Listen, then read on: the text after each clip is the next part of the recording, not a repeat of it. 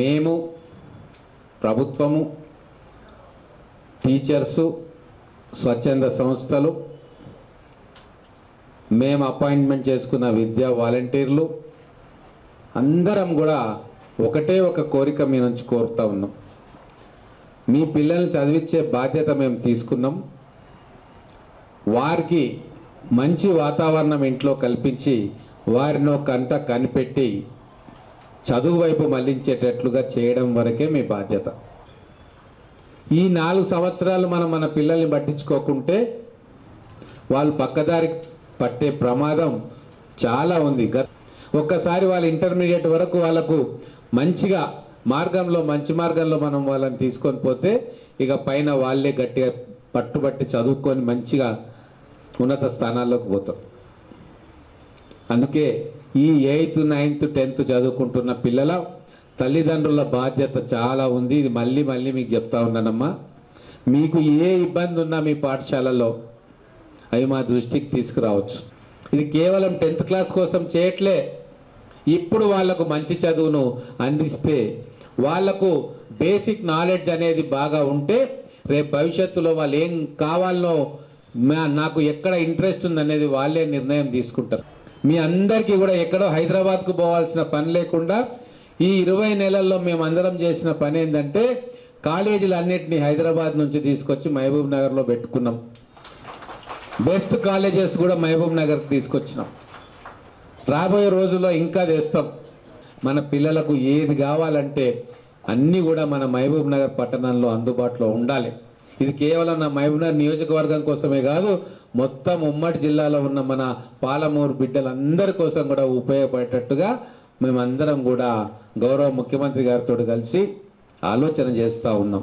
కాబట్టి మీ సహకారం చాలా అవసరం. నేను గ్రామాల్లోకి వచ్చి మీటింగ్లు పెడుతున్నప్పుడు ముందల 10 మంది ఉంటారు.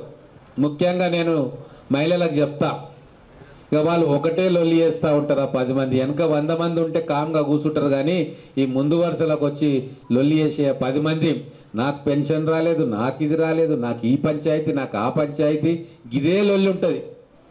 దాంతో పెద్దగా వచ్చేది లేదు, పాడలేదు. ఆ 2000 దాంతో కోటలు కట్టుకోమనం. కానీ గదే ఒక పెద్ద సమస్య. కానీ మీకు అది సమస్య కాకూడదు. మీ దృష్టి అంతా మా టీచర్లు వస్తున్నారా, మా బళ్ళు బాగున్నాయా, మా పిల్లలు చదువుతున్నారా, వాటి మీద మీరు అడిగితే నేను చాలా సంతోషపడతా. వచ్చే రైతు బంధు వస్తుంది, వచ్చే రుణమాఫీ వస్తుంది, గ్రామాలకు రోడ్లు వస్తాయి, మంచినీళ్ళు వస్తాయి, అవన్నీ ఊరందరికీ వస్తాయి. కానీ మీ ఇంట్లో మీ బిడ్డ చదువుకోకుంటే చెడు మార్గాన పోతే ఆ బాధ కేవలం మీ కుటుంబానికే కలుగుతుంది. కాబట్టి వాళ్ళ మీద దృష్టి పెట్టాల్సిన సమయం వచ్చింది. నేను చెప్పేది మీ అందరికి కూడా అర్థమవుతుంది అనుకుంటా. ఈ ఓట్ల కోసం, ఆ ఓట్లతో వచ్చే బెనిఫిట్స్ కోసం ఆలోచించకుండా భవిష్యత్తు కోసం, పిల్లల కోసం మనం ఆలోచించాల్సిన టైం. వాళ్ళను డేగ కళ్ళతోటి చూస్తున్నప్పుడే మనకు నిజమైన ప్రేమ పిల్లల మీద ఉన్నది అని చెప్పి రుజువుపరిచే అంశం. ఏ పిల్లవాడు కూడా గొప్పగా అయ్యిండు అంటే అది తల్లిదండ్రుల కృషి లేనిది కాదు, వాళ్ళ శ్రద్ధ లేనిది కాదు. కాబట్టి మన పిల్లలు గొప్పగా కావాలని మన అందరికీ కోరిక ఉంటే దానికి మనం ఏం చేస్తున్నాం, మన కాంట్రిబ్యూషన్ ఏంది అనేది మీరు స్వతహాగా మీరు ఆత్మవిమర్శ చేసుకోవాలి. మీ అందరి పిల్లలు మంచిగా చదువుకొని మంచి భవిష్యత్తు ఉండాలని నేను కోరుకుంటున్నా. ఈ రాజకీయాలు ఉంటాయి పోతాయి, ఎవడో ఎమ్మెల్యే గెలుస్తాడు, ఎవడో ఎమ్మెల్యే పోతాడు, అది పెద్ద విషయం కాదు. కానీ మన పిల్లలు గొప్పగా ఉండాలి, వాళ్ళకు మంచి చదువు చెప్పియాలి, తల్లిదండ్రుల పేరు నిలబెట్టాలి, పుట్టిన ఊరు పేరు నిలబెట్టాలి, చదువుకున్న కాలేజీ స్కూళ్ళ పేరు నిలబెట్టాలి, చదువు చెప్పిన గురువుల పేరు నిలబెట్టాలి, వాళ్ళకు ప్రోత్సాహం అందించిన వాళ్ళ పేరు నిలబెట్టాలి. దీనికోసమే మేము అందరం ప్రయత్నం చేస్తూ ఉన్నాం. టీచరు, ప్రభుత్వము, మా విద్యా వాలంటీరు, మీరు, పిల్లలు, ఈ 5 మంది, ఈ పంచపాండవులు, మీ ఈ 5 ఎలిమెంట్స్ కలిస్తేనే మన పిల్లవాడికి విద్య మంచిగా దొరుకుతుంది. దీంట్లో ఎవ్వరు కూడా సరిగ్గా వాళ్ళ పాత్ర పోషించకుంటే మన పిల్లల భవిష్యత్తు అనుకున్నంత గొప్పగా ఉండదు.